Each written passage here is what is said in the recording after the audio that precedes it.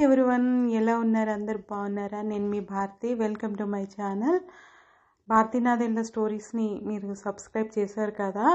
మనం అడవి ఆమె నేను అనే బత్తుల ప్రసాదరావు గారి నవల చెప్పుకుంటున్నాం. ఇవాళ 3వ భాగం చెప్పుకుందాం. వాళ్ళిద్దరు నేస్తాలు కొంత దూరం ప్రయాణించారు అడవిలో. అక్కడ వర్షం పడుతుంటే ఒక చోట ఆగి కాఫీ తాగుతున్నారన్నమాట.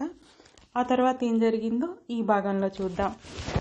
ఇద్దరం అక్కడే కిచెన్ సెటప్ దగ్గర కూర్చొని కాఫీని ఆస్వాదిస్తూ, అబ్బా ఈ వాతావరణం, తాగుతుంటే కాఫీ రుచి మరీ పెరిగింది అన్నాను. అదేం కాదు, నేను కాఫీ చక్కగా పెడతాను అంది. నువ్వు బాగా పెడతావు కాబట్టి మధురంగా ఉంది. దానికి తోడు వాతావరణం, బయట చిన్నగా జల్లులు పడుతుండడం, వేడివేడిగా ఇలా కాఫీ తాగడం గురించి చెప్పాను అన్నాను. కాఫీ బాగుంది అని చెప్పుంటే బాగుండు కదా అంది. నీకు అసలు మొహమాటం లేదే? అయినా ఆడాళ్ళు అన్నిటికంటే పొగడ్తలు కావాలిగా. ముఖ్యంగా అబ్బా మీ చీర బాగుంది, మీ హెయిర్ స్టైల్ బాగుంది, మీ చేతితో ఏది వండి పెడితే పచ్చగడ్డి కూడా బాగుంటుంది అంటుంటే ఇక చాలే ఆపు అంది. అంతేలే, ఎక్కువగా పొగిడినా తట్టుకోలేరు అన్నాను. ఇహిహి అని ఒక వ్యంగ్యపు నవ్వొకటి నవ్వింది. సరే కానీ కాంప్రమైజ్ అవుదాం. నీకేమనిపిస్తుంది ఈ అడవిలో ప్రయాణం? ఇలా మనం అడవి మధ్యలో ఈ రాత్రి ఉండబోవటం అన్నాను. కానీ అబ్బా మాటలతో చెప్పలేను, చాలా థ్రిల్లింగ్గా ఉంది. కానీ ఎక్కడో కడుపు లోపల భయంగా ఉంది. ఏమన్నా జంతువులు దాడి చేస్తాయేమో, లేకుంటే అడవి దొంగలు వస్తే అని అంది కండ్లు గుండ్రంగా తిప్పుతూ. దొంగల భయం ఏమీ లేదు కానీ జంతువులు మాత్రం తప్పకుండా వస్తాయి. ఒకవేళ అవి మన డేరా మీదకి దాడి చేసినా మన వాహనంలోకి రాలేవు కదా. అలా వాహనాన్ని గట్టిగా ఉండేట్లు చేయించాను కాబట్టి అలాంటి భయం అక్కర్లేదు. అయితే అంత ప్రమాదం వాటి వల్ల కలిగేటట్టు అయితే మన వద్ద ఉన్న తుపాకీకి పనిపెట్టడమే. గాలిలో ఒక్కసారి పేలిస్తే పారిపోతాయి.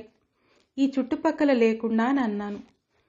మన వద్ద అన్ని ఆయుధాలు ఉన్నాయి కాబట్టి నిశ్చింతగా ఉండవచ్చు. నువ్వు వాహనంలో నుండి కిందకి రావాల్సిన అవసరమే లేదు. నీకు వాష్రూమ్ కూడా పకడ్బందీగా తయారు చేశాను కాబట్టి నీకు ఫుల్ సెక్యూరిటీ ఉంది. అలాగే అమ్మగారిని కాపలా కాయడానికి ఈ బాడీగార్డు ఉండనే ఉన్నాడుగా అన్నాను. అవునులే, అన్నిటికీ సిద్ధపడేగా వచ్చింది. నువ్వు ముందు చెప్పినప్పుడే నేను మానసికంగా సిద్ధపడ్డాను కదా. సరే, అలా మాట్లాడుకుంటూనే డ్రైవింగ్ క్యాబిన్కు మధ్య సీట్లకి ఉన్న ఆ గ్రిల్తో పాటు ఒక పరదాను కూడా దించాను. అప్పుడు మధ్య సీట్ల బెడ్రూమ్లో ఎవరు ఉన్నా కనపడరు. అది చేసి తనకు చూపించాను. ఓహ్ సూపర్ అంది. నాకు ఇప్పుడే అక్కడ పడుకుని నిద్రపోవాలని ఉంది అంది. మరి తిండేవి చేసి పెట్టవా? చపాతీ చేస్తాను అని ఊరించావు అన్నాను. ఇప్పుడే చేయనా అంది. ఇప్పుడే వదిలే, కాసేపు ఆగు. ఒకసారి బయటికి వెళ్దాము. రాత్రిపూట ఇలా 4 గోడల మధ్య కూర్చోటం కంటే కాస్త బయటికి వస్తే అడవి పరిసరాలను చూసి ఆనందించవచ్చు అన్నాను. సరే పోదాం పదా అంది. అలా కాదు, నువ్వు కాళ్ళకు పెద్ద బూట్లు వేసుకోవాలి, రెయిన్ కోట్ వేసుకో అన్నాను. తాను బూట్లు వేసుకుని రెయిన్ కోట్ వేసుకుంది. నేను రెయిన్ కోట్ వేసుకున్నాను. టార్చ్ లైట్ తీసుకుని డేరా నుండి బయటకు వచ్చి లైట్ వేసి చూసాము. మేము వచ్చినప్పుడు చూసిన దానికంటే అందంగా ఉంది. మనం ఈ భూమి మీదే ఉన్నామా, వేరే గ్రహంలో ఉన్నామా అన్నట్లు ఉంది అంది తాను. అవును కదా, నాకు అదే ఫీలింగ్ అన్నాను. ఇప్పుడు ఏరు దగ్గరికి వెళ్తే ఎలా ఉంటుంది అంది. అదే మరి, కాస్త ధైర్యం చేయొచ్చు కానీ ప్రయోగాలు చేయకూడదు అని. చెట్టు మొదల దగ్గర వాన కురవటం లేదు, ఇక్కడే ఉండు అని తన చేతికి టార్చ్ ఇచ్చి వాహనంలో ఉన్న కుంపటి కొన్ని చెక్క ముక్కలు తీసుకుని వచ్చి ఆ చెట్టు మొదల దగ్గర క్యాంప్ ఫైర్ వేశాను. తను కూడా ఆ మంట దగ్గరికి వచ్చింది. ఇద్దరం చేరో రాయి మీద కూర్చున్నాము. ఆ చలిలో ఈ మంట కాచుకుంటూ ఉంటే అదొకలాంటి అనుభూతి. ఇది నీ జీవితంలో మర్చిపోలేని ప్రయాణం అవుతుందిగా అన్నాను. అవును నిజమే అంది. అప్పుడప్పుడు నిజాలు కూడా ఒప్పుకుంటావుగా అన్నాను. కొన్నిసార్లు తప్పదు అని నవ్వింది. అలా ఆమె నవ్వుతుంటే ఆ మంట వెలుగులో మొహం మీద ఎర్ర వెలుగులు పడి ఆ నవ్వు మెరుస్తోంది. కొందరు నవ్వు భయంకరంగా ఉంటుంది. ఆ నవ్వు చూస్తే భయం వేస్తుంది. కానీ ఈమె నవ్వుతుంటే పసిపిల్ల నవ్వినట్టు ఉంటుంది. అలా మాట్లాడుకుంటూ నేను చుట్టూ చూస్తున్నాను. మాటికి ఒక్కసారి నేను చుట్టూ టార్చ్ వేసి చూస్తున్నాను. ఎందుకంటే ఇలాంటి చోట్ల ఎలుగుబంట్లు ఎక్కువగా ఉంటాయి. పులులు కూడా అప్పుడప్పుడు కనిపిస్తుంటాయి. ఏమన్నా జంతువు కనిపిస్తే తనకు చూపించాలనే అత్యుత్సాహం అన్నమాట. కాసేపటికి నా ప్రయత్నం ఫలించింది. ఓ జింకల మంద మెల్లగా నడుచుకుంటూ వెళ్తున్నాయి. నా లైటు వెలుతురుకి వాటికి కళ్ళు సరిగ్గా కనిపించకపోవడంతో అలాగే నిలబడ్డాయి. తనకు సైగ చేశాను చూడమని. తను చూసి అబ్బా డిస్కవరీ ఛానల్ చూసినట్టుంది అంది.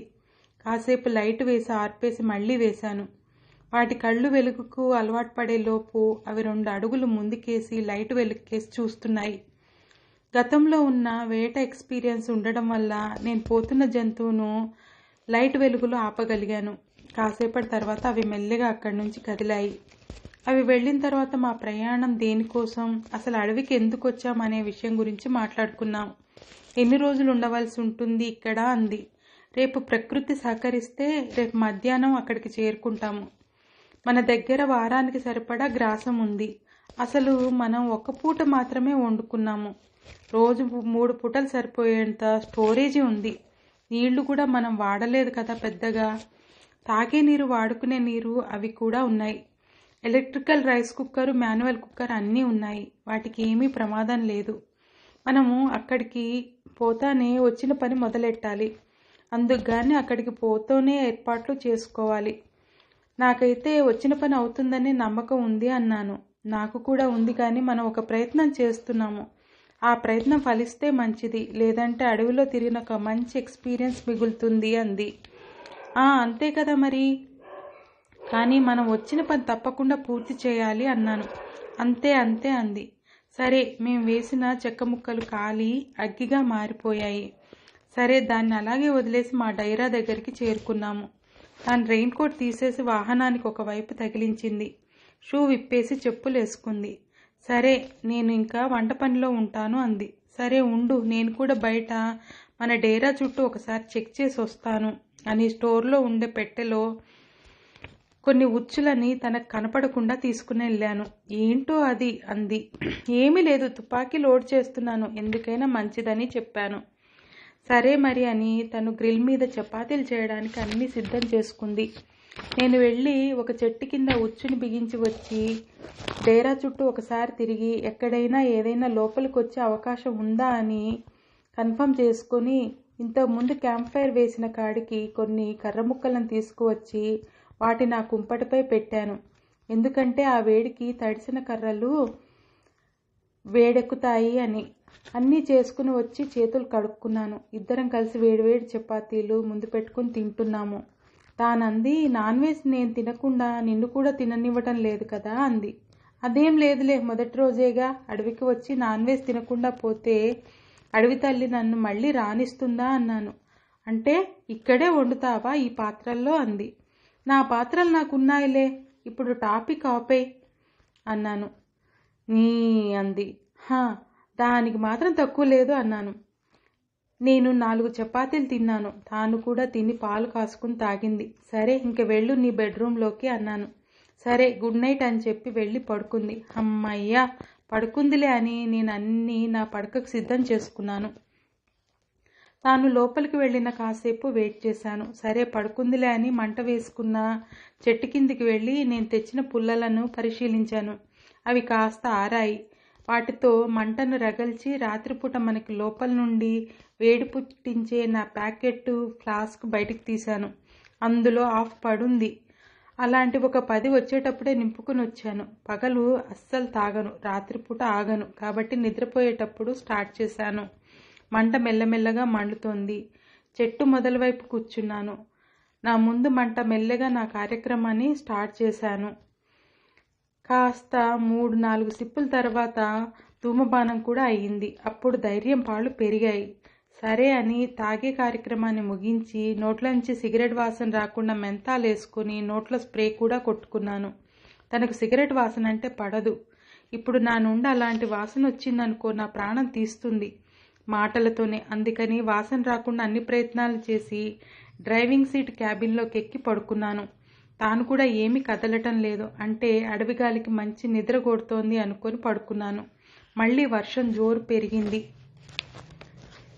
నేను పడుకున్నానే కానీ నిద్ర పట్టలేదు. అటు మసిలినా ఇటు మసిలినా నిద్ర రావటం లేదు. మెల్లగా వాహనం దిగి గన్ తీసుకుని లోడ్ చేశాను. రెయిన్ కోట్ వేసుకుని గన్ను ఒక చేత్తో పట్టుకుని మరో చేత్తో టార్చ్ పట్టుకుని డేరా నుండి బయటకు వచ్చాను. వర్షం ఒక క్రమంలో స్థిరంగా కురుస్తోంది. ఎక్కడా గాలి లేదు. వాన కురుస్తున్న అడవి అందమైన కన్య షవర్ కింద స్నానం చేస్తున్నట్టుగా ఉంది. మళ్ళీ ఒకసారి లైట్ వేశాను. చీకటిని చీల్చుకుంటూ లైట్ వెలిగింది. ఆ వెలుగులో వాన చుక్కలు తెల్లగా మెరుస్తున్నాయి. అబ్బా, తను లేచుంటే ఈ దృశ్యాన్ని చూసి ఉండేది కదా అనుకుని, వద్దులే పడుకొని, మెలకుగా ఉన్నప్పుడు ఇలాంటి దృశ్యాలను చూపవచ్చు, నిద్రించే సమయంలో వద్దు, అలా కాకుండా నేను తీర్థాన్ని తీసుకున్నాను కదా అనుకున్నాను. మళ్ళీ డేరా లోపలికి వచ్చి ఒక ఫోల్డింగ్ కుర్చీ వేసుకుని వర్షాన్ని చూస్తూ కూర్చున్నాను. అలా అడవిని తడుపుతున్న వర్షం చూడటం నాకు ఇష్టం. వర్షం అంటేనే ఇష్టం. ఇలా అడవిలో కురిసే వానను చూడటం అంటే ఎంతో అదృష్టం చేసుకుని ఉండాలి. అప్పుడప్పుడు లైట్ వేస్తున్నాను. గన్లో నుంచి తూటా తీశాను. ఎందుకంటే గన్ లోడ్ చేసి పెట్టడం ప్రమాదం. అది లోడ్లో ఉంటే ఏ చిన్న అవకాశం దొరికినా పేల్చాలనిపిస్తుంది. అది మానవ నైజం. స్కూల్ మాస్టర్ చేతిలో బెత్తం ఉంటే దాంతో పిల్లల్ని కొట్టడానికి వాడతాడు. అదొక వ్యాపకం. అసంకల్పిత ప్రతీకార చర్య లాంటిదన్నమాట. అందుకని గన్ను అన్లోడ్ చేశాను. కొద్దిసేపు అలా చూస్తూ చిన్న కునుకు తీశాను. అమ్మో, ఇక్కడే పడుకుని నిద్రపోయేటట్టున్నాను అనుకుని డ్రైవింగ్ క్యాబిన్లోకి వెళ్ళి పడుకోగానే నిద్ర పట్టేసింది. ఒక 2-3 గంటల తర్వాత లేచాను. అప్పటికి టైం 5 కావస్తోంది. ఎక్కడో దూరంగా అడవికోడి కూతలు వినిపిస్తున్నాయి. 2 వర్గాల వారు అరుచుకున్నట్టు ఒకదానికి మించి ఒకటి అరుస్తున్నాయి. నేను వాహనం దిగి డేరా బయటకు వచ్చాను. భలే ఆహ్లాదకరంగా ఉంది వాతావరణం అని తన డోర్ దగ్గరికి వెళ్ళి డోర్ కొట్టాను. ఏంటి చెప్పు అంది. తెల్లారుతుంది, ఒకసారి బయటికి వచ్చి చూసి వెళ్ళు అని బయటికి పోయి నిల్చున్నాను. ఒక 5 నిమిషాలకు తాను వచ్చింది ముఖం తుడుచుకుంటూ. అబ్బా, ఈ ఆడోళ్ళ అందాన్ని ఏం మెయింటైన్ చేస్తారో అనిపించింది. నేను జుడ్డు ముఖం వేసుకొని కనీసం కళ్ళలో పుసులు కూడా తీసుకోలేదు. ఏంటి, ఏమన్నా విశేషమా అంది. అవును, విశేషమే. నువ్వు చాలా సూర్యాస్తమాలను చూసి ఉంటావు, కానీ సూర్యజననానికి ముందు జరిగే ప్రకృతి మార్పులను చూసి ఉండవు కదా అన్నాను. అవును, చూడలేదు అంది. చూడు, పక్షులు చూడు ఎలా అరుస్తున్నాయో. పనులకు వెళ్ళేప్పుడో లేదా అందరూ కలిసి మందగా ఏడికన్నా పోయేప్పుడో మనుషుల సమూహం మాదిరే చూడు రకరకాల పక్షులు వాటి భాషతో ఎలా మాట్లాడుకుంటున్నాయో. ఫ్యాక్టరీ సైరన్ లాగా అడవి కోళ్ళు చూడు ఎలా అరుస్తున్నాయో. రకరకాల పక్షులు వాటి భాషలో అవి మాట్లాడుకుంటున్నాయి. మేమిద్దరం బయట కుర్చీలు వేసుకుని కూర్చున్నాము. రాత్రిపూట చీకటి తొలగి ఉదయం ఎలా ఏర్పడుతుంది, ఆ భానుడు ఎలా ఉదయిస్తాడో చూస్తున్నాము. ఆ దృశ్యం ఒక కాలం కరిగిపోతూ మరో కాలానికి స్వాగతం పలుకుతున్నట్టు ఉంది అడవి. అప్పటికప్పుడు వానలో తడుస్తూ నిద్రించిన చెట్లు, చేమలు, గడ్డి అన్నీ మేల్కుంటున్నట్టుగా ఉన్నాయి. గాలి కూడా సన్నగా మార్నింగ్ వాక్ చేసే అందమైన యువతిలా నింపాదిగా వీస్తోంది. ఆ గాలితో పాటు అతి లాలిత్యమైన గాలి ఏదో ఒక మంచి వాసనను మోసుకుని వస్తోంది. అది అడవిలో ఉండే ఎక్కువ శాతం ఉండే ఆయుర్వేద మొక్కల నుంచి వస్తుందో, అడవిలో ఉండే గంధం ఎర్రచందనం చెట్ల పుప్పడి వల్ల వస్తుందో తెలియదు, కానీ ఆ గాలి పీలుస్తుంటే ఎంత ఉత్తేజంగా ఉందో. తాను కూడా అదే ఫీల్ అవుతుంది. అబ్బా, గాలి చూడు ఎంత బాగుందో, పీలుస్తూ ఉంటే ఎంత హాయిగా ఉంది. ఇంత బాగా పట్టణాల్లో గాలి ఉండదు కదా. నీటికి రుచి ఉన్నట్టు గాలికి కూడా రుచి ఉందని తెలుస్తోంది అంది. అవును, నిజమే. ఎందుకు నిజమో చెప్పనా అన్నాను. చెప్పు అంది. ఈ గాలి పీల్చి నీ బుర్ర కూడా పనిచేస్తోందని అని కుర్చీలోంచి లేచి పక్కన నిల్చున్నాను. లేకుంటే ఫట్టమని ఒక దెబ్బ మన మీద పడేదే. అది గమనించి తను నవ్వింది. నేను నవ్వాను. పక్షుల కూతలు మెల్లమెల్లగా తగ్గడం జరుగుతోంది. ఎక్కడో 4-5 అరుస్తున్నాయి. అంటే సూర్యోదయం అయ్యే ముందు వచ్చే వెలుగులో అవి తమ ఆహారాన్ని సంపాదించుకోవడం కోసం బయలుదేరుతున్నాయని అర్థమైంది. అడవిలో పక్షుల ఒకరోజు జీవనం ప్రయాణానికి మేము సాక్షులమయ్యాము. మెల్లమెల్లగా చీకటి విడిపడుతోంది. వెలుగు కమ్ముకుంటోంది. అదో ఆహ్లాదకరమైన వాతావరణం. చాలా కాలమైంది నేను కూడా ఇలాంటి దృశ్యాలని చూసి. పూర్తిగా వెలుగు వచ్చేస్తుంటే ఉండు నేను కాఫీ పెడతాను అని తను డేరా లోపలికి వెళ్ళిపోయింది. సరే, నేను రాత్రి వేసిన ఉచ్చు దగ్గరికి వెళ్ళాను.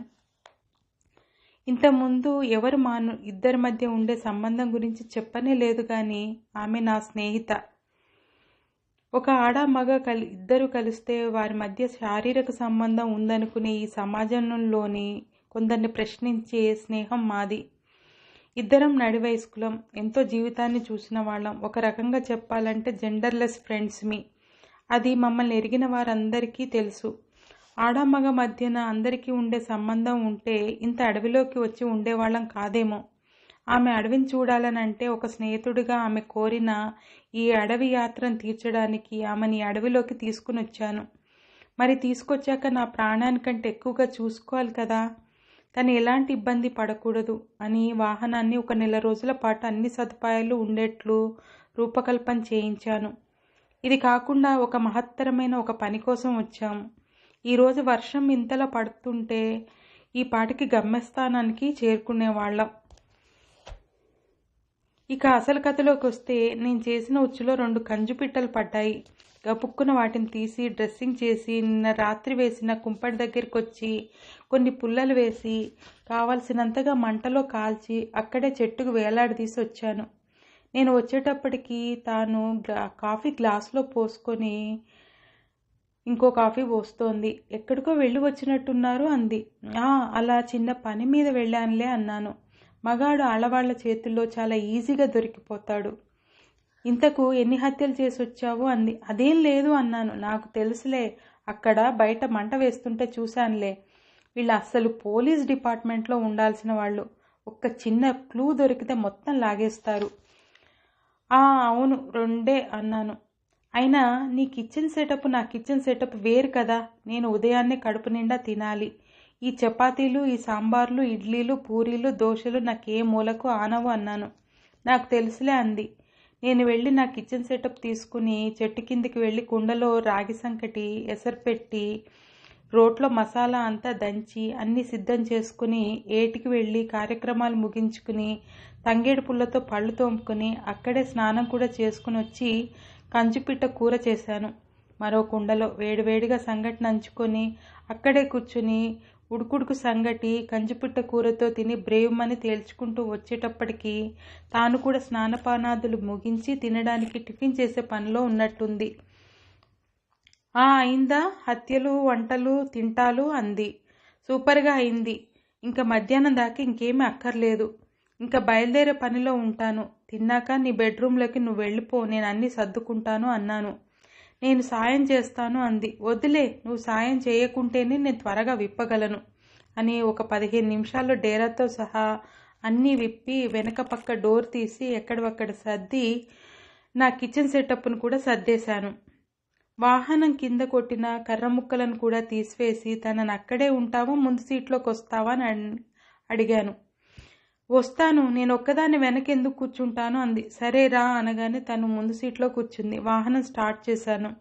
1 రౌండు కీ ఇవ్వగానే స్టార్ట్ అయింది. అన్నీ సర్దుకున్నానా ఏమన్నా వదిలిపెట్టామని ఒకసారి కలియ చూసి కారును ఎత్తు ప్రదేశం నుంచి మట్టి రోడ్డు వైపుకి మళ్లించాను. తాను అడవిని చూడటంలో నిమగ్నమై ఉంది. అడవిలో ఏరు ఎలా ఉంటుందంటే వర్షం వచ్చినప్పుడు ఆ నీళ్లన్నీ ఉప్పెనలా ఒకసారి వస్తాయి. అవన్నీ పోయిన తర్వాత వాగు రోజు ఊట నీళ్ళు ఎంత వస్తాయో అంతే పారకం ఉంటుంది. మా వాహనం వాగు దాటిన తర్వాత ఒక పక్కగా ఆపాను. తను నా వైపు చూసింది. దిగు, నీకు ఒక అద్భుతాన్ని చూపెడతాను అన్నాను. తాను దిగి వచ్చింది. చెప్పులు మాత్రం వేసుకురా అని చెప్పాను. తను వేసుకున్న షూ తీసి చెప్పులు వేసుకుని నాతో పాటు వాగు వైపు వచ్చింది. వాగులో నీళ్లు తెల్లగా ఉన్నాయి. 2-3 అడుగుల లోతు ఉంటుంది. అడుగున ఉండే రాళ్ళు, అందులో చిన్న చిన్న చేపలు ఉన్నాయి. నేను ముందుగా నీళ్లలో దిగాను. అంతకుముందే నేను నీళ్లలో దిగాను కాబట్టి నేను ఆ అనుభూతిని పొందాను కాబట్టి నాకేమీ అనిపించలేదు. తాను నీళ్లలో కాళ్ళు పెట్టి చెప్పలేని ఒక స్థితిని అనుభవిస్తోంది. అబ్బా ఎంత బాగుంది అని అంది. సరే, ఇలా వచ్చి రాయి మీద కూర్చుని నీ చెప్పులు తీసి నీ పాదాలు అటువైపు పెట్టు అన్నాను. తాను కుదురుగా రాయి మీద కూర్చుని పాదాలు అటువైపు ఉండే నీళ్లలో పెట్టింది. కాసేపటికి చిన్న చేపలు ఆమె పాదాలను చుట్టుకున్నాయి. అవి కుడుతుంటే భయంతో కాళ్ళు పైకి లాక్కుంది. ఏమీ కాదు, పెట్టు అని చెప్పాను. తనకు అర్థమైంది. చేపలు మన పాదాలకు ఉండే వేస్ట్ను శుభ్రం చేస్తాయి, అంతేగాని మన శరీరాన్ని కొరికేయవు. దీన్ని ఏదో థెరపీ అంటారని కూడా ఎక్కడో చదివిన జ్ఞాపకం. ఈ విషయం మేమిద్దరం కూడా ఒకసారి మాట్లాడుకున్నాం. ఒక నిమిషం ఆమె పాదాలను బ్యూటీషియన్ అందమైన మెరుగులు దిద్దినట్టు దిద్దాయి. అవి చూసుకుని ఆమె మురిసిపోయింది. భలే థ్రిల్లింగ్గా ఉంది అవి కుడుతూ ఉంటే, ఎంత బాగా అనిపించిందో అంది. అప్పుడప్పుడే సూర్యుడు ఎగబాకుతున్నాడు. దా వెళ్దామంటే, ఇంకేంసేపు ఇక్కడే ఉండాలనిపిస్తోంది అంది. ఇదేముంది, ఇంతకంటే అద్భుతాలు ఉన్నాయి, రా అంటే తన ఇష్టంగానే వచ్చి కూర్చుంది. కానీ ఆమె మొహం వెలిగిపోతోంది. ఏదో కొత్త అనుభూతిని పొందిన ఆనందం ఆమె ముఖంలో కనిపిస్తున్నాయి. వాహనం ముందు కదిలింది. ఇక్కడి వరకు వెళ్ళారు. చేపలతో థెరపీ చేయించుకొని అడవిలో ఇంకేమేమి అందాలు ఉన్నాయో ఇంకా ముందు ముందు చూద్దాం. Thank you.